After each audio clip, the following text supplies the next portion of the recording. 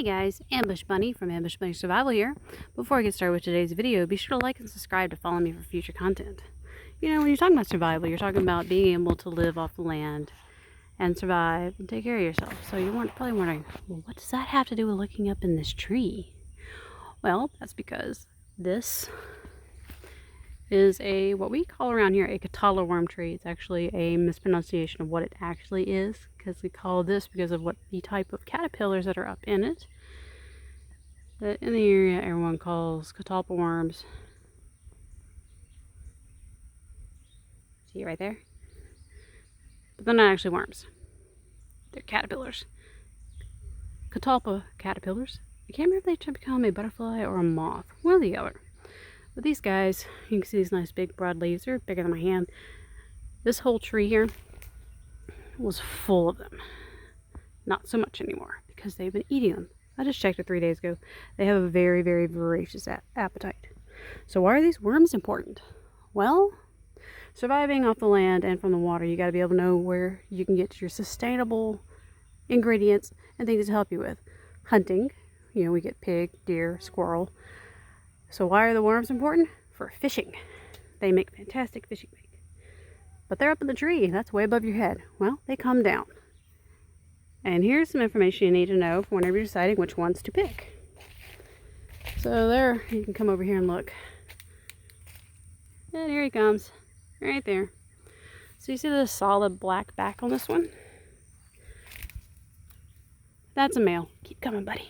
I'm going to get you in a second. This one down here, who's already I've left alone. See, that one's got white dashes all down its back. That's a female. And I'm going to leave her alone because she's going to go, she'll metamorph and then go lay eggs.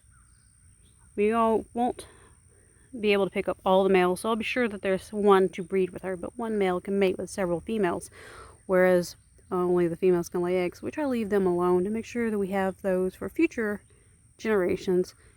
Yes, keep trying to eat the stick. It's not that nummy, huh? You've already ate all the leaves off. I mean, they will literally clean every bit of the leaf off. When you get them, they have little claws on the front. They have really sticky pads on the back. So you gotta be careful when picking them up because they can rip themselves in half when you pull them off. Get scared, they'll make a spit, which is the chlorophyll from the leaf. It will stain, so I advise wearing old clothes. As you can see, I've already been picking some up. Let go of me, I don't want to take you in. Once you get them in a container, I put some leaves on the bottom from the nibble on. I'm going to put this in the fridge. They'll go into a hibernative state.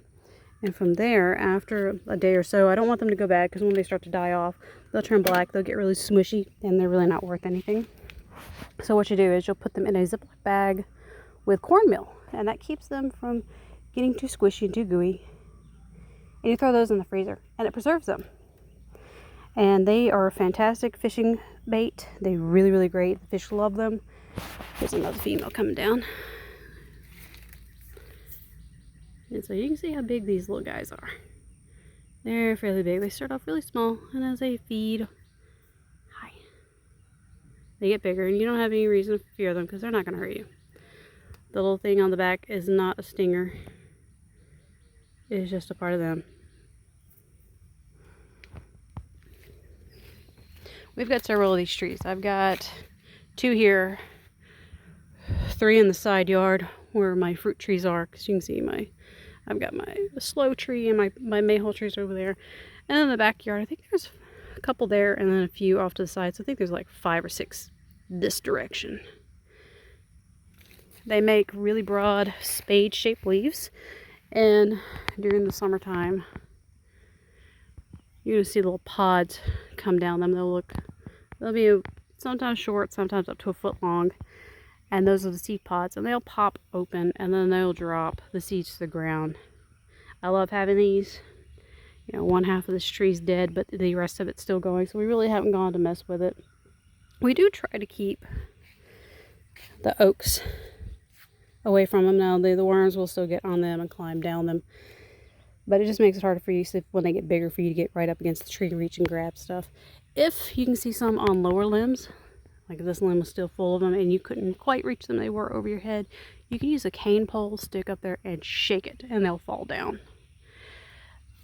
Normally they usually will move early morning, but you know, it's like after 12 right now, I believe. Yeah, it's after 12 o'clock. And you can see that one was way up there.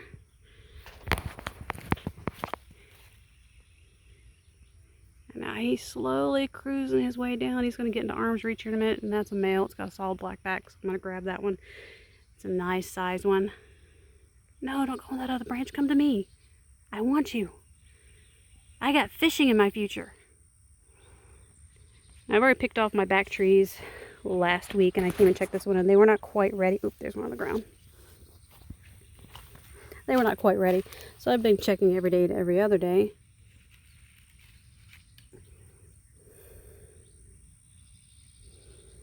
To come and grab them. There's another female. See a difference? Solid black and white dashes. And there's its spit. Ugh. So, as I say, be sure to like and subscribe. Hit that bell notification for future content, and I'll be showing you other things that you can do to help survive, or if you just want to have a little something extra.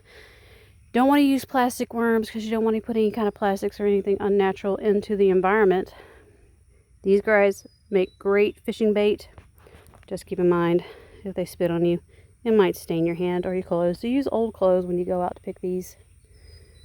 If they get on your skin, be careful when you go to pull them off you or on your clothes, because the little sucker feet will latch on pretty tight, and you don't want to accidentally rip them in half. Thanks for watching, guys, and have a great day.